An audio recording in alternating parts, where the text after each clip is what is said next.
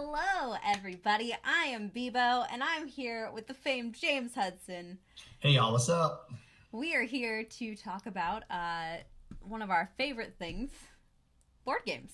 Yeah, Yep. yeah, yeah. I do like them a little bit, A little bit? Just a a little? lot, a lot of bit. Yeah, so tell us a little bit about the project that you're working on. It is called Wonderland's War, and it is just gorgeous. Yeah, that is because Manny Tremblay is a very talented artist. It's actually something he did a live stream last night and did some like live drawing for the campaign, Hmm. and he was telling the story of it was like 2017 when I asked him about like would you be interested in doing an Alice in Wonderland type game because I just felt like his style, I don't even know what you would call it, but I've heard people say that it's like American anime. Yeah. um, and so I was like, I just feel like his style would be perfect in that world, and he's very narrative heavy creator as well. And Right. so it took a couple years because he was busy doing that little thing called Dice Throne Adventures, Dice Throne Season Two, Dice Throne What? Shrimp Salad, Dice Throne Steaks, Dice Throne Tea. He's everything Dice Throne, and good for Dice them thrown because it's steaks. doing great.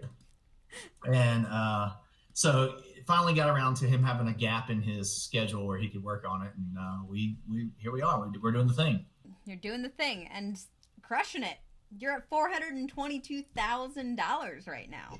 Yeah, so it's doing great. We're super excited. It's one of those things where I've been on my soapbox lately about Kickstarters because um, we Kickstarter creators, and I'm gonna go ahead and preach for all Kickstarter creators right now. Mm-hmm. We need people to support the campaigns, even if it's just I'm gonna back for $1 and be a backer, because there are so many games coming out right now. Mm-hmm. It's so hard to get distribution and mass partners and retail partners to pay attention to your campaign. Yep. The bigger you can make a Kickstarter campaign, the easier it is to get people to pay attention to your product.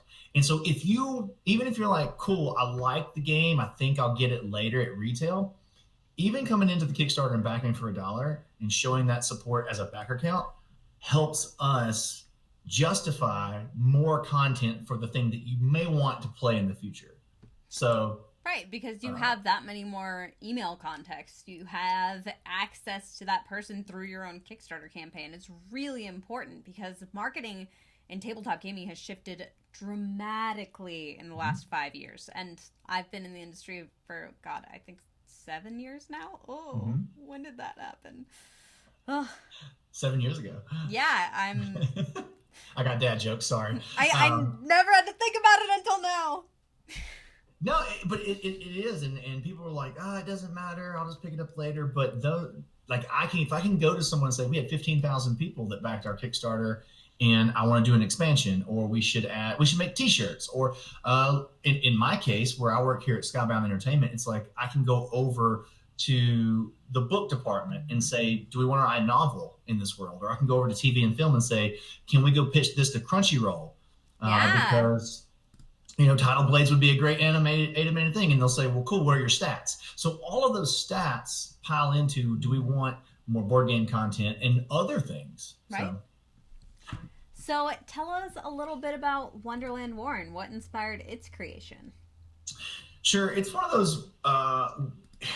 It's a really long. It was a long road to Wonderland's War. It started off with a worker placement area control game, and we worked on it for a solid year and a half, and we were not happy with the game. Like it just what was in our heads just wasn't coming out on paper, and we would play it and we'd be like, not happy, not happy, not happy. Early last year, probably around this time, we had a design camp where the team came together. We played it for 2 days straight, made changes, played. And that night we were just like, all right, this game still sucks. I think we're all just kind of done. We're just all kind of done. And so we go back to the little Airbnb where everybody was staying. And I threw out an idea. I was like, listen, what if the battle side, like I know, and everybody just groaned after they said I had an idea. Cause I mean, everybody was that done. They were just like, screw it, we're done. And I was like, what if we did bag building just to speed up and make it a little bit more interactive. And Mhm. everybody grumbled for a bit, and they're like, well, we've got one more day that you've paid for us to be here, so I guess we'll do it. And we tried it, and it definitely worked. It just sparked enough joy, I think, in everybody to go, I think this can work. Let's keep working on it. And then we actually pulled away the worker placement and added a draft, because the fun part was then the bag building and the pulling and the battling of chips coming out of the bag. It's like, how do we get to that faster? And then it really came together. It was funny because all the pieces were there from the previous iteration. Right. It just needed to be packaged a little different, and that's what happened. On the thematic side, on the narrative side, I really have leaned a lot on Ian Moss and Manny Tremblay. Manny had a lot of great ideas initially for this too, and this is very different for our campaign. If people followed us on Title Blades or Valor and Villainy, they've seen this narrative reveal system that we do, and it's honestly, we just wanted to get away from stretch goals, because stretch goals have all this negativity that kind of follow them, like people yelling at other people about, if you just spent more, if you upgraded to the all-in pledge, then we would unlock this thing, and why is it $100,000 gap here? Why is this one $20,000 gap? Blah blah. It creates a lot more negativity that your community manager, frankly, has to deal with, and if you can avoid that, good for everybody on the team. It creates a more positive experience for your backers and you, and leaves you with a more healthy relationship at the end of the day. And to your point, at the end of the day, like I hear this is real talk time, right? Like, so people are like, well, stretch goals are just baked in. Yes, 100%, they are baked in. But it's not the way you think, right? It's not malicious. What it is when a game goes to retail, without us having any sales knowledge of how well a game's going to do, you have to hedge your bets. You have to go in with like the minimal viable product. Mm-hmm. But when we have this on the front end, we can add all of these things and all this extra content to the game. Mm-hmm. So our daily reveals are really stretch goals. We're just not tying a carrot on the end of a stick and saying, come help us chase it. We're just saying, we're betting that we're going to have enough momentum at the end of this, that all of this stuff that wouldn't have been in a retail edition is going to be in this Kickstarter edition. So again, it kind of like a layer of an onion, goes back to what we were talking about earlier. This is another reason why you should support Kickstarters. It does allow for these things to get into the game. Yeah, absolutely. You end up with a higher quality product as a result of it. I don't know if I actually answered your question. What was it? I'm really good at like tangenting in a different direction. Don't worry about it. It's not that important. So I want to know what to you is the most exciting part of this campaign, whether it's a component or whatever. I just want to know what you're personally most excited about, because I find that your excitement is very intoxicating to everybody that watches your content. It's really two things. I think the game is just really fun. I was actually playing it a couple nights ago with the Brothers Murph on their Twitch stream.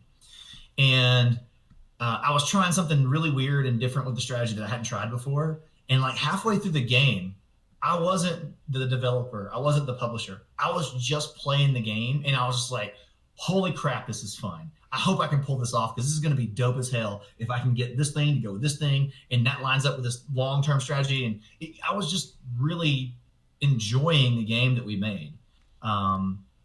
So I just really think that the game is different. That's something that we're trying to do. We're trying to go, okay, this isn't just a slight iteration of a different game, right? Like this is a totally new, like with Sorcerer City, like when Scott Caputo pitched us, it's tile laying, but it's also deck building. I was like, cool, that doesn't exist. That's weird. Let's try it.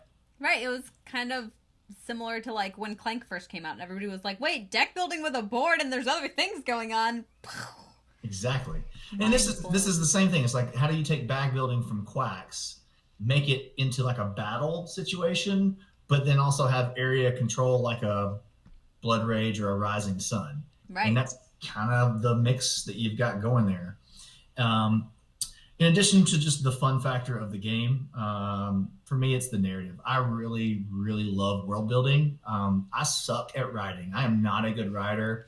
In school, I totally zonked out on English class and like all you and that I stuff. Discussed this last time we were talking about making videos, and I was like, hey, can you help me with the script? And you were like, no.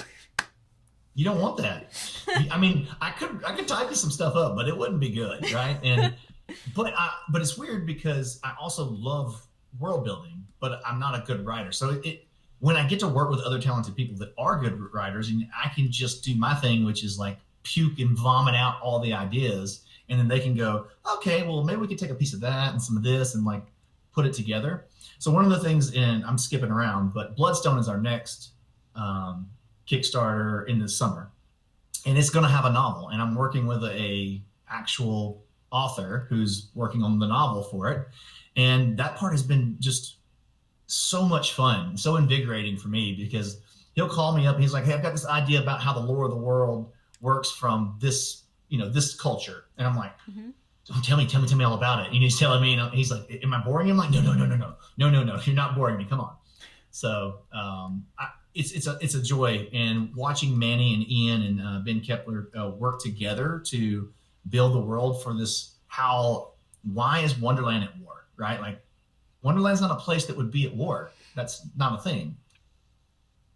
So as each day we're getting a bit of the narrative, and then Manny's also drawing like this sweet art that goes and kind of accompanies that day's narrative reveal. It just builds this momentum, right? And it happened in Tidal Blades too. By the time I saw backers at the day or two after Tidal Blades, they would keep coming into the messaging, and they're just like, I really missed my daily feed, of the story. Right. And you're like, yes, good. I'm glad you enjoyed it. I mean, it makes for a really immersive experience for those people. And then the first time they sit down and they play the game, that's like overwhelming, right? Like, I don't know. I cry about everything. Like, if I like don't see Latino women in content very often, which I don't, and then like somebody puts a Latino woman in a thing, I'm like sobbing. It's a problem. I'm very emotional, and I imagine that evokes the same feelings in people. It does. And I think, as a creator, it's really exciting to see something resonate with people, especially like the way Tidal Blades has resonated. I mean, Alice has always resonated with people, so that's, that one's a little different, but Tidal Blades, like how we built that one out, and seeing David and Lena's creation just like take off, and see people like Crunchyroll and some of the other places go, hey, we'd be interested in working with you on some stuff. And you're like, are you telling me that there's going to be some Tidal Blades Crunchyroll stuff? Oh, no. That film and TV is a whole nother world, I have learned. But there are people that have noticed Tidal Blades. That's all I can say. And, we have to set up the world a little bit better before you can get into TV and film type stuff. Right. That's fair. It's a lot of work. Yeah. Big investment too, so. Yes, absolutely. And you're currently sitting at 5,000 backers, which is a mind-blowing number to me. Yeah, and we've actually got our next, so the other thing we sprinkled in is we have community unlocks, and they're based around backer count, so not dollar amounts. So cool. Anybody can get in, throw your dollar in, and you'll help. And so our next unlock is some ridiculous, stupid bags that Manny drew very custom art for, and they unlock at 6,000 backers. And they also, because the backers demanded that we make the bags, and I didn't even think about this because I don't know, but they wanted round bottom bags, because apparently in Quacks, the bags that have corners like a square, some of the tokens would get stuck. And they're like, cool, upgraded bags from BGG have rounded bottoms. Can you do that? So then, you got to get on the horn with your manufacturer, and you're like, can we make round bottom bags? How much more does that cost? Right. And that's scary, because it can be a big price jump, or sometimes it can mean there's a little bit of extra weight, which increases shipping costs. And people have no idea the number of Excel sheets that go into creating a Kickstarter campaign. Yep. But this is the reason why I love doing Kickstarter. One of the earlier in the campaign, we had a design for our premium chips that look kind of like the BGG Geekbit upgrades that are out there. Yeah. And it had its own box, and people were like, cool, they're definitely cool, but we don't really want to have to lug around 2 boxes. And I'm like, I hear you, but like, this protects them, this helps manufacturing. And then they just wouldn't let it go. And I was like, all right, well, let me go back to the drawing board with Noah from Game Trays. Let me talk to the manufacturer, and let's see if we can figure out a way to nest that box inside the deluxe box. And we got it figured out. And so again, this is why I love doing Kickstarter, because the product would look very different if it wasn't for that feedback. That's scary, but also awesome. I can't imagine trying to fit more things in a single game box because I have enough trouble doing that at home with my It's, expansions. it does create other issues and other problems, but we'll tackle those when we get to that point. You're a braver soul than I. I also have a really good team around me, so I just believe in their like, hey, team, here's the challenge. How are we gonna do it? Yeah, So that's fantastic. So, with Wonderland Wars, so you're what, the narrative design lead? I want to know what your position is here. I would just say I'm mostly a creative director. I feel like Okay. that's probably more my superpower than even I know I've designed a game, I've helped develop games, and I still enjoy doing those things. But Mhm. I think creative director is probably more of getting the whole project going in one direction. That makes sense. Yeah. That makes sense. That's cool. I never really know what you're doing at any given time because I feel like your hats change so often. I'm like, well, one day James was making a small farm game. Yeah. And then I Yeah. blinked and he was living in Hollywood. Yeah, the Hollywood part we got out of there. We moved to Burbank, Oh, which good. is it's only like 5 miles difference, but Hollywood, that whole Beverly Hillbillies show, that's not reality. People didn't treat them that way. So Yeah, I imagine with your kids. Burbank has more normal people that like we were used to. So, Mm-hmm. but the office is essentially like Hollywood adjacent. So I still have to drive through Beverly Hills and Hollywood quite a lot. That's yeah. I definitely that's why I like Everett versus Seattle is part that there's more normal people. Yeah, Not yeah, yeah, yeah. everybody's a tech bro.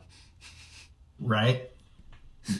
Yeah, the Beverly Hills people are their own special breed of people. It's a very interesting situation. Also, Ella says hi. Hi, Ella. And Ben joined us. Hi, team. You're all great. Ugh. So, back to Wonderland's War because we keep Sure. getting sidetracked, right? This game. So, I want to know, why is Wonderland at war? Well, we haven't discovered that through the narrative reveals yet. This is And not fair. Why didn't I schedule my conversation with you later? I don't know. I'm upset Uh, now. But today's narrative, what it would actually, so we've had some kind of like prologue, and then we get to kind of see behind the scenes where like the Red Queen, or Queen of Hearts, whichever you like to call her, she'd been in this depressed state since Alice left and hadn't really been into like painting the roses red and lopping anybody's heads off. And then you see her kind of come alive, and she's like, not only off with your head, but off with all the heads. And you're like, okay, all right. And then the Mad Hatter, he's beside himself. No one is coming to his tea party anymore. He's like, why is the tea cold? This is some bull crap. Now I'm pissed, like pissed off Mad Hatter. And then like the Jabberwock, he was supposed to be like this, kid's fairy tale. He wasn't even supposed to be real, but he's for real. And now he's pissed because everybody thought he was a sham and a joke. And he's like, no, I'm going to show you that I'm real. Who's my other main character? My brain just went dead. And there's Alice, right? And then so in today's narrative reveal, the White Rabbit goes back out into the real world and drags Alice out of her class and is like, we're at war and you've got to come with me. Oh, And so, no. and the one thing that you're noticing, that our narrator through all of our reveals is the Cheshire Cat. So we haven't really figured out what's going on. We did reveal that the Cheshire Cat is our fifth player faction, so you will be able to play as the Cheshire Cat. But we haven't figured out exactly what his role is in all this narrative yet. To get everybody high? You know the Cheshire Cat. He likes to sow chaos. Yeah, he does. Would he be chaotic neutral, or is he chaotic? He's not chaotic evil. What is he? No, Chaotic, I think he'd be chaotic good. chaotic good, you think? Yeah, I don't think he's trying to do harm. He's just trying to make sure everybody has a good time. Okay. I don't disagree. I just don't know if he's good or neutral. I guess that he's definitely chaotic. Absolutely. Absolutely. What's Alice? Alice is lame. She's like lawful good. I know. Yeah. I feel like she's just like even blander than lawful good? Is there a blander version of lawful good? Can you be more pumpkin spice than lawful good? I don't know. I don't know. Lay off my pumpkin spice and my yoga pants. I love them. I love pumpkin spice too. So, but... Getting basic up in here in this board game business. Oh yeah. Love it. Love it. Okay, so every Kickstarter campaign I ask you, what have you learned this campaign? Because I want to know. What have I learned this campaign? I think I've learned the biggest thing is I think it's really important. Perception is important. And that we have to, and you should, do your best to communicate, over-communicate on your past campaigns leading up to new campaigns. Mm-hmm. I got busy. Life got hard in the last part of 2019, you know? Holidays were heavy, had a lot of family stuff going on, and I didn't update the Tidal Blades backers because there wasn't anything going on. It wasn't like we had stuff going on that was big news that I was withholding. It was just like we were working on the rule book, and that stuff's boring, right? Like, hey, we added some graphics and we let playtesters read the rule book, and then we made changes to the rule book. Like, that's not a very enticing update. And for me personally, I wouldn't want that update from a creator. I'd be like, cool, you're making a rule book. Great, thanks. I'm going to unsubscribe to your mailing list now. Exactly. Honestly. And, you know, I've always let the shortcomings of Kickstarter's communications kind of dictate the way that I communicate through that system. And I've just, you know what, you have to stop. You just have to do what the backers want, honestly, because they want that. They want to come alongside you, and they want to see everything. They want to hear about that update to the rule book and what playtesters thought about it when you send them a different version. And you just got to be okay with that. And I have to be okay with that. And I try not to bother people with unnecessary updates, but at this point they've made it clear that that's what they want. Yeah. And I think, you know, it was a pretty clear message. And I'm okay to go back on things that I said that I wouldn't do or I didn't want to do and say, you know what, I'm wrong. I'll do it the way you guys want it. That's fine. That's fair. I think that's a great lesson for people. And I feel like what really helped me when I was back in Kickstarter campaigns as far as peace of mind goes was seeing a timeline. Like, they would just have a sketched out timeline. Like, I don't care if you draw it on a piece of paper. That's peace of mind for a lot of your backers, because then they can look at the chart and say, oh, look, you met this one, you met this one, you met this one. And, you know, that's those things give me the heebie-jeebies because I guess I'm a creator. Everybody creates differently, right? Like as a creative, I am a move fast, shoot from the hip type of creator. Right. So hard deadlines and things like that just make me all kind of nervous because I'd rather I want to take as much time as it takes to make something as awesome as I can. Mm-hmm. And I know what backers do when they get that timeline. That stuff is printed in stone. It's the 10 commandments of that thing. And they've got it like plastered on their wall. And if you miss it by one day, they're like, but let me show you this graphic that you put out. You're like, ah. So anyway, that would be my reluctancy for such things. But I would say that I have surrounded myself with better teammates that are more organized than me. And they are different. Like Maya is a godsend. They are literally the best. Yep. Maya joined us. They worked on Trogdor and Secret Hitler and a couple of other ones too from back in the day. But they are unbelievable and really helped structure me and all of my wild energy into like very productive channels. Good. So I'm happy you have them. Yeah. I actually met them initially on a podcast with Trin from Kickstarter. Yeah. Yeah. On their show, I think you two would get along. That's funny because I met them at a Gen Con panel, and I didn't know Maya at the time, obviously, but then when we put this Kickstarter manager position out and they applied, I was like, wait, didn't we do a thing together? Awesome. So anyway, it's been good, and surrounding yourself, that's another thing. I think, what have I learned on this campaign more than any of the others? This one's probably running smoother than any of our others ever have, and it's because I've really leaned on my team and go, hey guys, I suck at this part real bad, and you don't suck at this part. So I'm going to let you do your thing, and I'm not going to micromanage you. I'm not going to get all up in your business. I'm just going to let you do what you do. And the more that you just trust people, the better your product will be. Hey, I'm happy you have an awesome team over there. Yeah. It sounds like you're keeping super busy. We like making games. Good.